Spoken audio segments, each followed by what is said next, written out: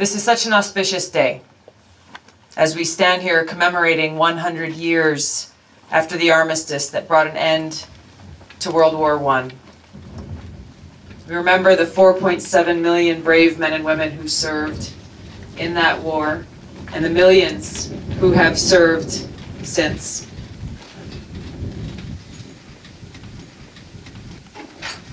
There is no greater lesson that needs to be learned by the leaders of our country today than the one set forth by the example that our veterans live by.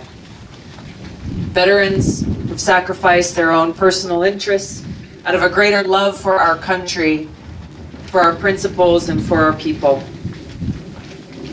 This is why, like so many of you, it makes me sad to see how divided our country is today.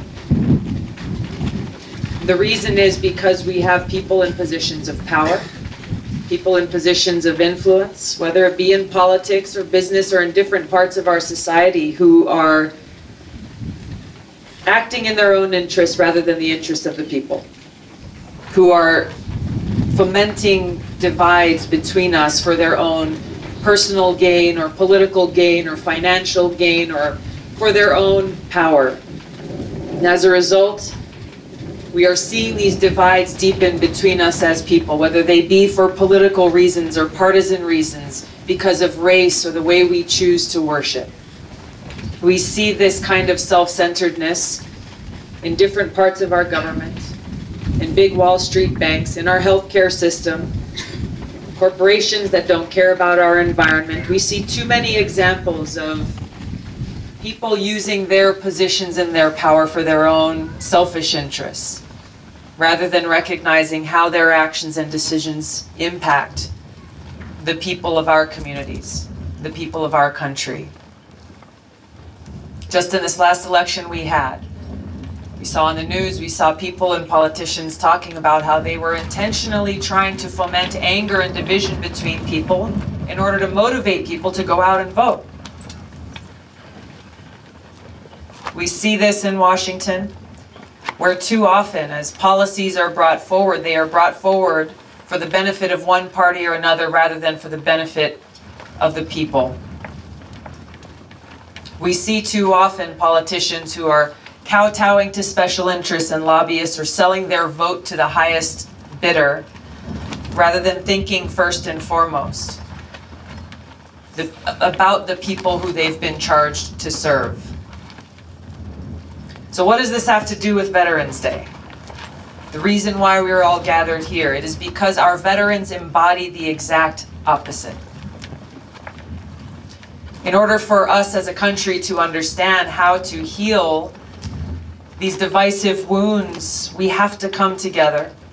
And we find that solution by looking no further than to our men and women in uniform who generation after generation after generation, motivated by love for one another and for our country, have been willing to sacrifice everything for us. Veterans are the perfect example of individuals motivated by this love and aloha, willing to sacrifice their own interests in order to serve our country. And the reality is, and we know this, veterans don't raise their hand and volunteer to serve just to look out for one religion but not another, for people of one race or ethnicity but not another, for people of one tribe but not another. No. When we take that oath of office, when we join the military, we're setting aside our own interests, even our own freedoms, to salute this flag, to protect our country, to uphold the values and principles that we hold dear. We're saying that I'm willing to lay down my life out of love for this country. Just think about that for a minute. What does that mean? To lay down one's life out of love. Love for our family, our friends, our community, our country, our freedoms. This is not a common thing. see less than 1% of our population in this country today who is serving in uniform, voluntarily, making that choice, making that sacrifice. We know that for those of us who have served, as soon as we take that oath, the moment we step foot in that quad, when we go to basic combat training, we understand very quickly that we're part of something much bigger than ourselves. That we're a part of a diverse team, bound together and united by our common sense of purpose and mission, which very simply put is to serve our country.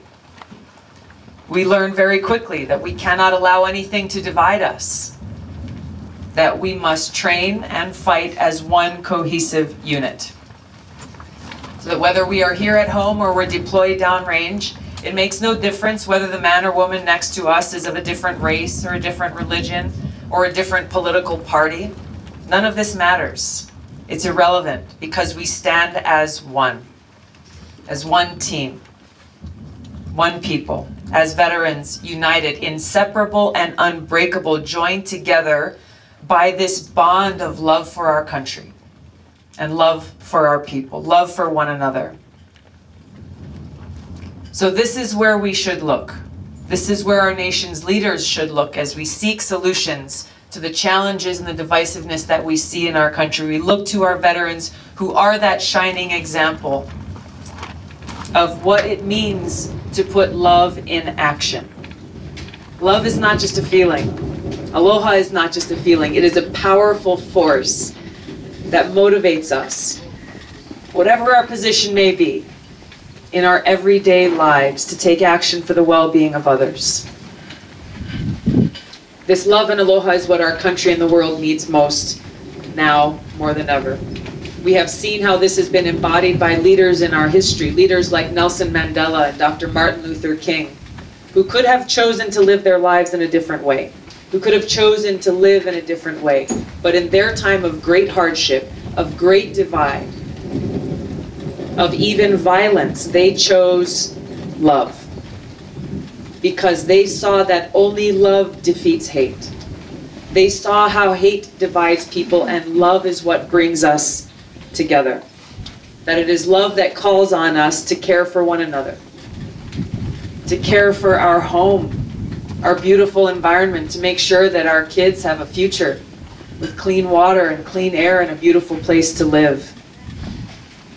It's love that calls on us to care for the lives lost, our brothers and sisters who have sacrificed everything, countries that have been destroyed by counterproductive regime change wars, and to care for our veterans who put their lives on the line to serve our country.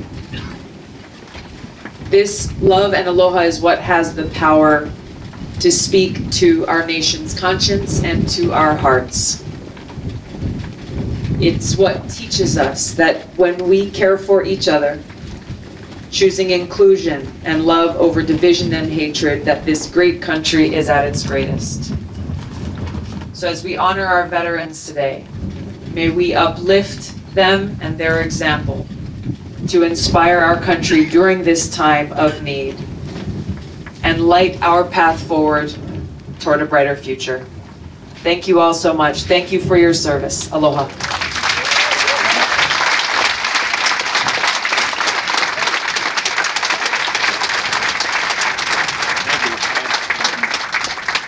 Don't know that the Congresswoman is an active duty National Guard officer, a major in the MP Corps. Thank you. And she's been deployed multiple times downrange in Iraq and Afghanistan. Thank you very much for your service, man.